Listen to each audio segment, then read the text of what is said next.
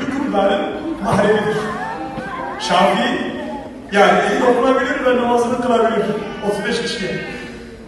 Bismillahirrahmanirrahim. Elhamdülillahi Rabbil alemin. Esselatu vesselamu ala Resulina Muhammedin ve ala alihi ve sahbihi ecmaîn. Öncelikle teşekkür ediyorum davetiniz için. Gayret gösteren arkadaşlardan, buraya gelip katılarak katkı sağlayanlardan, burada konuşulanları dışarıda gidip başkalarına da anlatacak olanlardan Allah razı olsun. İnşallah ben başlığınıza sadık kalacağım. Program başlığı çerçevesinde kadınlar üzerinden, kadın unsuru üzerinden size Filistin davasını anlatmaya çalışacağım. Dolayısıyla benim buradaki umudum programımız son bulduğunda zihninizde kadınların Kudüs davası ve Filistin davası içindeki yeriyle alakalı zihinde var olan o anlatım canlansın inşallah ve buna bir katkı sağlayalım. Yani buradan ayrıldığımızda ya Filistin davasında, Mescid-i Aksa davasında kadınların şöyle bir yeri varmış diye net bir şey oluşsun, bir tablo oluşsun. Bunun için 3 ana safhada anlatacağım inşallah size. İşte o Ümmü Haram, Şam'ın fethine katılan kadınlardandır. Yani Kudüs'ün bulunduğu bölge. Mezarı nerede? Mezarı Kıbrıs'ta. Kardeşler, dua sizin stratejinizdir. Dua sizin hedefinizdir. Eğer dua ettiğinizde, duanızı takip etmiyorsanız duanız kusurlu bir duadır. Nasıl? Bakın bu hanımın duasına bakalım. Bir gün Resul-i Ekrem sallallahu aleyhi ve sellem onların evinde dinlenirken gülümseyerek uyanır. Ümmü Haram der ki, annem babam sana feda olsun. Ey Allah'ın Resulü niye gülümsedin? Der ki, gördüm ki İslam orduları Şam'a doğru açılıyordu.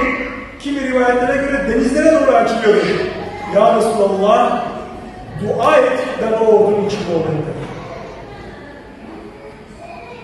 Dua et, o ordunun, ama kadın yaklaşık 40 yıl sonra bu duadan, 40-50 yıl sonra hatta Kıbrıs'ta İslam orduları içinde şehit olur.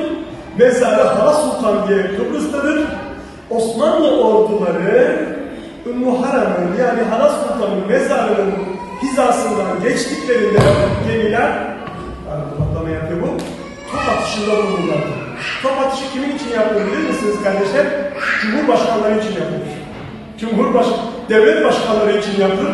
Gerçekten söylüyorum. Osmanlı donanması Kıbrıs açıklarında Ümmü Haram'ın, Hala Sultan'ın mezarının hizasından geçtiğinde saygı için top atışı yapardı. Ve nasıl bir yücelik? Bu kimdi? Aslında Medine'de sıradan bir kadın, doğru mu? Onu ne yüceltti? İman ve cihat yüceltti. Onu ne yüceltti? Resul'e olan imanı ve duasının peşinden gitmesi. Dedi ki ya Resulullah dua et, içlerinde olayım. Sonra duasını takip etti. Ordu Şam'a gidince ben de geleceğim dedi. Sonra arada çöl var mıydı? Var. Dağlar var mı? Var. Deniz var mı? Var.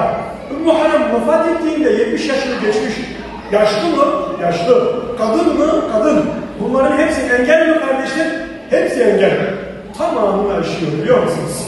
İşte Müslüman kadın engelleri aşmayı başarabilen kadındır. Engellere teslim olan kadın değildir. İnanın bunu yapabiliriz. Bunu yaptığımız zaman Kudüs kurtulmuştur Allah'ın izniyle. Bunu yaptığınız zaman kurtulmuştur. Hep söylüyorum. Bizim de savaş meydanında bu yaraları tedavi etmemiz lazım. Küffarla geldiği zaman kılıcını kullanıp küffarla savaşmayı bilmesi lazım. Şimdi siz az önce bahsettiğim ashab kadınları hatırladınız mı? Gerçekten kardeşler bir ilaç üretim merkezi kuruyor. Buraya hafize kızlar alıyor. ve o dönemde üretilmeyen ilaçlar üretti. Sonra bunlardan El-Küteybe Tıbbiye diye bir tabur kuruyor. Küteybe tabur demek. Bölük tabur. Neymiş? Küteybe Tıbbiye. Tıpçılar taburu. Tamamı kız çocuk, tamamı kadın. Aramızda seni çağırıyorlar. Bunlar atabiliyorlar, kılıç kuşanıyorlar. Mesela cephede savaşırken, cihad ederken onlar da yaralı tedavi ediyorlar. Küffar onlarla karşılaştıkları kılıçlarını kuşanıp cihad ediyor. Bu bir hakikat. Hayal falan değil. Ama bununla yetinmiyor. Seni ne kadar sahneye çağıracaklar? Genç kızları topluyor, onlara mücevherat ürettiriyor. Mücevherat.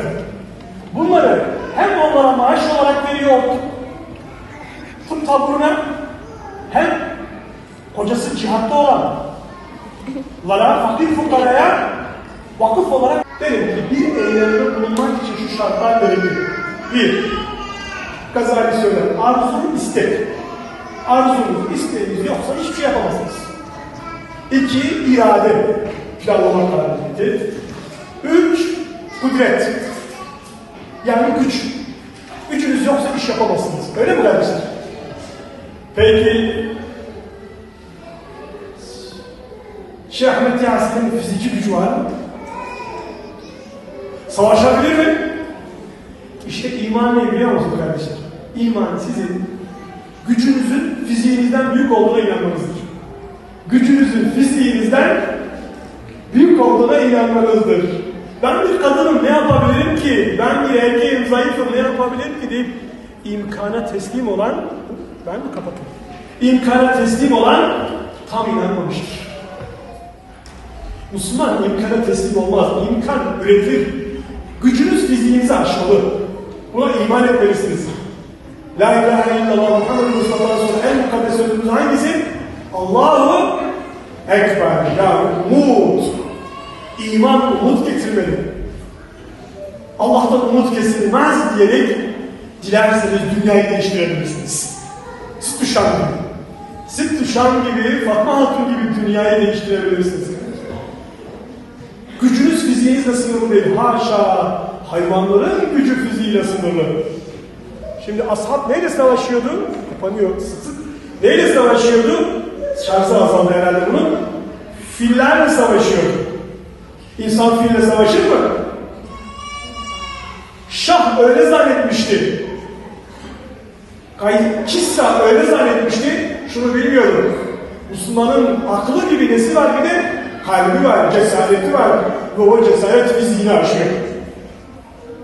Ne dedi Üstad? Yan yana gelen iki tane bir, iki etmez. Ne eder? 11 eder. Mücahitler arasında bulunuyor. Savaşın. Yürüyüşlere katın. Ya taş ya. Gerçekten taş toplayıp satarak. Başka neydi bunun da ismini analım ki kadınlar isimsiz kalmasın. Kadınların isimsizleştirilmesi gayri İslami'dir. Kültürden kaynaklanıyor. Biz Hazreti Ayşe validemizi, Ümmü validemizi anmaktan utanıyor muyuz? Hayır. Zeynep Gazali'yi anmaktan utanıyor muyuz? Hayır. Ama kadın adı yok resmen. Böyle bir şey olur mu ya? Kadın adıyla verdi tabii ki. Hani böyle ayağa kalkınca neymiş adı? Cihat Ebu Muhsin'miş. Diğer bir annemiz, bakın diğer bir annemiz Samiye Camii. Yine yakınları şehit olmuş ama direnmeye devam ediyor. Ve daha başkaları 70 yaşına gelmiş bastonla gidip evlatlarım direnin diyor. Teslim olmayın Siyonist'e diyor. Geçen birini dinlemiştiniz. Biz direnişçiyiz. Ölürüz ama teslim olmayız dedi. Şimdi böyle anneler cephedeyken evlatlar kaçar mı? Kocalar kaçar mı? Erkekler utanmaz mı? Kudüs davasında kadının çok önemli bir yeri var. Son bu aklınızda kalır. Zaten daha önce Bursa'ya geldiğini söylemiştim. Şimdi Selahaddin'in vefatından sonra Kudüs bir daha tehlikeye düşüyor. Ordular epey yorgun. Nablus kadınları kendi aralarında toplanıyorlar. İstişam'ın vefatından sonradır. Çok vefattan sonradır. Toplanıyorlar, diyorlar ki biz ne yapalım? Bu erkekler gayrete gelmiyor. Teslim olmak üzereler. Haç maslahatından sonra tekrar Kudüs'ü ister. Şeyde anlatır. Sıdk İbnül Cevzi Mirat-ı Zaman'da 22. ciltte anlatır. Der ki ben Şam camisinde, Emevi camisinde, kürsüde vaaz ediyorum. 30 bine yakın dinleyicim vardı.